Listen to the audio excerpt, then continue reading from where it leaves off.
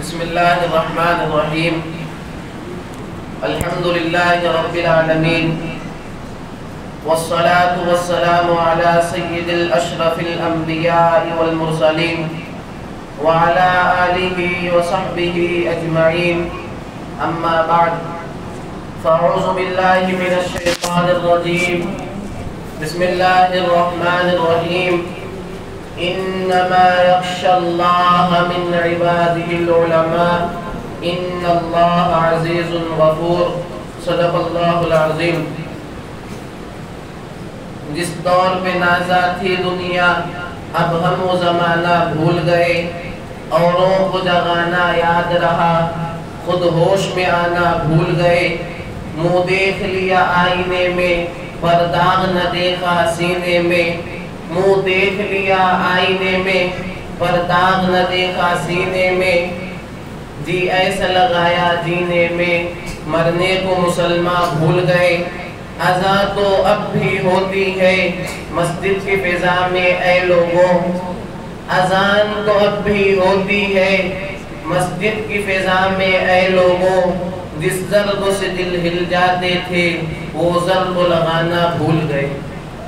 حضرات اساتذہ کرام اور ہمارے طالب علموں، آج ہم ان یاران باصفا، شہیدان عشق و وفا، وارثان بلال کے تذکرے کرنے کے لیے یہاں پر جمع ہیں، جن کا قلب و جگر اسلام کی عظمت سے معمور تھا، جن کے چہرے پر عزم و استقلال کی کرنیں جلوہ فغاں تھی، جن کے دل جذبہ جہاد سے سرشار تھے، جنہوں نے اپنی پوری زندگی اسلام کی بلندی اور اعلاء کلمت اللہ کے لیے وقف کر دی.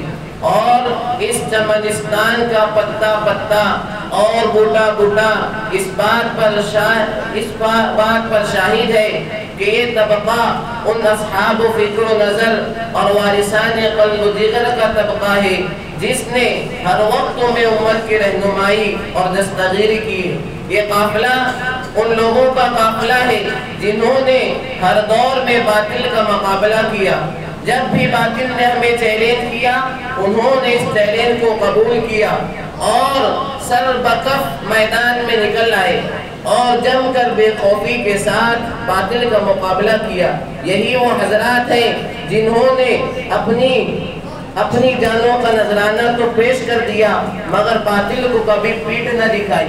جب ہندوستان کی مقدس سرزمین پر انگریزوں کا ناپاک سایہ پڑا اور وہ اپنی شاطرانہ اور یارانہ چالوں سے یہاں کے مالک بن بیٹھے، جب باشندگان ہند پر طرح طرح کے ظلم کے پہاڑ توڑے جانے لگے، جب ہندوستانیوں کو غلام بنایا جانے لگا، جب ہندوستانیوں کا خون ان کی فصیلوں سے بھی ارزاں ہونے لگا، تو ایسے نازک وقت میں سب سے پہلے اگر کسی شخص نے عالم بغاوت بلند کیا تو وہ محدث کبیر شاہ عبدالعزیز ابن محدث دہلوی ولی اللہ محدث دہلوی رحمت اللہ علیہ. یہی وہ مجاہد ہے جنہوں نے سب سے پہلے مسلمانوں کے نصب العین کا اعلان فرما دیا. شاہ عبدالعزیز کے فتوے سے انگریزوں کی نیندیں حرام ہو گئی. جگہ جگہ آزادی کے پرچم لہرانے لگے، سینوں میں ولولے مچلنے لگے اور حوصلوں نے انگرائیاں لینا شروع کر دی. مسند درس پر بیٹھ کر قرآن و حدیث کے درس دینے والے علماء اور خانقاہوں میں بیٹھ کر اپنے خون و جگر سے شمع اسلام کو روشن کرنے والے مشائخ اعظام اپنے مدرسوں اور خانقاہوں کو چھوڑ کر میدان میں آ گئے اور پھر ان کے خلاف ایک محاذ بنا کر توکل اللہ منزل کی جانب بے سر و ساما نکل پڑے. اور میں اکیلا ہی چلا تھا جانب منزل مگر لوگ آتے گئے اور کارواں بنتا گیا. ہندوستان کی جنگ آزادی میں اگر علماء کرام حصہ نہ لیے ہوتے تو ہندوستان کبھی بھی آزاد نہ ہوتا. اگر یہ نہ ہوتے تو تحریکیں نہ چلتی، تحریک بالا کوڈ نہ چلتی، تحریک ریشمی رومال نہ چلتی، تحریک خلافت نہ چلتی، ہندوستان چھوڑو تحریک نہ چلتی، تحریک نہ چلتی۔ الغرض علماء کرام ہی نے اپنے خون و جگر سے شجر آزادی کو سینچا ہے اور پروان چڑھایا ہے۔ پیارے بچوں اور اساتذہ کرام، ہندوستان میں سب سے بیدار مسلمان ہیں۔ جنگ آزادی صرف مسلمانوں نے لڑی۔ اس کے بعد انگریز مورخ مسٹر تھامسن اپنی یادداشت میں لکھتا ہے کہ 1864 سے لے کر 1867 تک انگریزوں نے علماء کرام کو ختم کرنے کا فیصلہ کر لیا۔ یہ 3 سال ہندوستان کی تاریخ کے بڑے المناک سال ہیں۔ ان 3 سالوں میں انگریزوں نے 14,000 علماء کرام کو سولی پر چڑھا دیا تھا۔ تھامسن کہتا ہے کہ دلی کی جہاں چاندنی چوک سے لے کر خیبر تک کوئی ایسا درخت نہ تھا جس پر علماء کی گردنیں نہ لٹکی ہو۔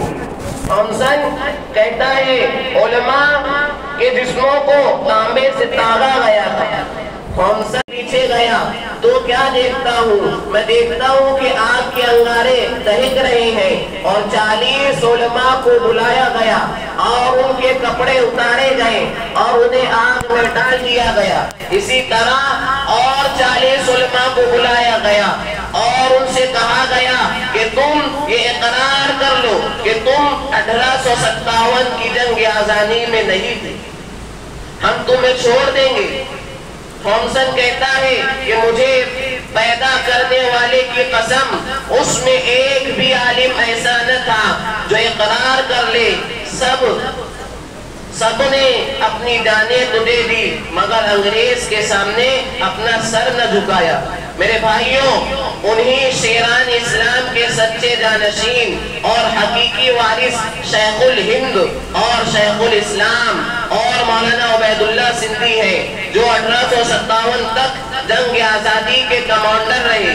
یہی وہ قافلہ ہے جو ایک طرف آزادی کا جوش و خروش اور جذبہ ولولے میں لوگوں کے قلوب کو معمور کرتا تھا، تو دوسری طرف قال اللہ اور قال الرسول کا جامع اور خوشگوار اس نغان علوم نبوت کو اپنے دست مبارک سے بھر کر کے پلاتا تھا۔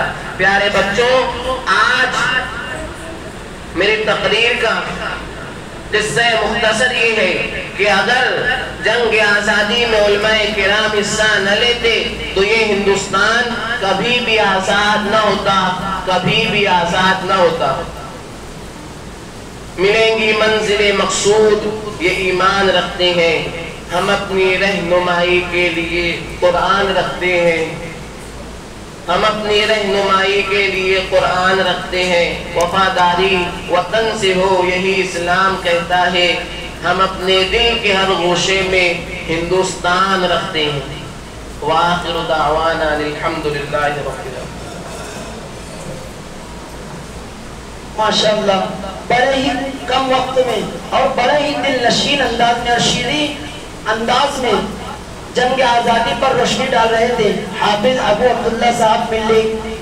اب میں بغیر وقت ضائع کیے ہوئے سب سے پہلے تو تمام اساتذہ اکرام کا شکریہ ادا کرتا ہوں اور مہمان اکرام جو ہمارے آئے ہوئے ہیں، آصف بھائی ہے، عمر فاروق بھائی ممبئی سے تشریف لائے ہیں، میں ان کے لیے ان کا بھی بڑا ممنون و مشکور ہوں۔ یا مولانا بھی آئے، ہمارے مؤذن صاحب، سب کا شکریہ ادا کرتا ہوں اور رب کا بھی شکریہ ادا کرتا ہوں اور طلبہ کا بھی شکریہ ادا کرتا ہوں جو بڑے ہی سنجیدگی کے انداز میں بیٹھ کر سماعت فرما رہے تھے۔ اب میں حافظ معظم صاحب سے گزارش کروں گا کہ مختصر سی دعا کر دیں، اس کے بعد پورنیاں تقسیم ہوگی اور تمام بچے اپنے اپنے گھر جائیں گے اور سنیچر کے دن مدرسہ اپنے اپنے وقتوں پر جاری رہے گا۔ کوئی بھی غیر حاضر نہ رہے، یونیفارم وغیرہ پہن کر آئے، غیر حاضری کی صورت میں سزا دی جائے گی۔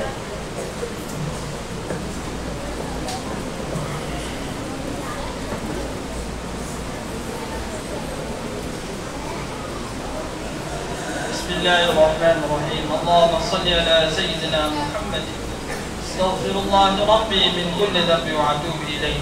يا حي يا قيوم برحمتك نستعين.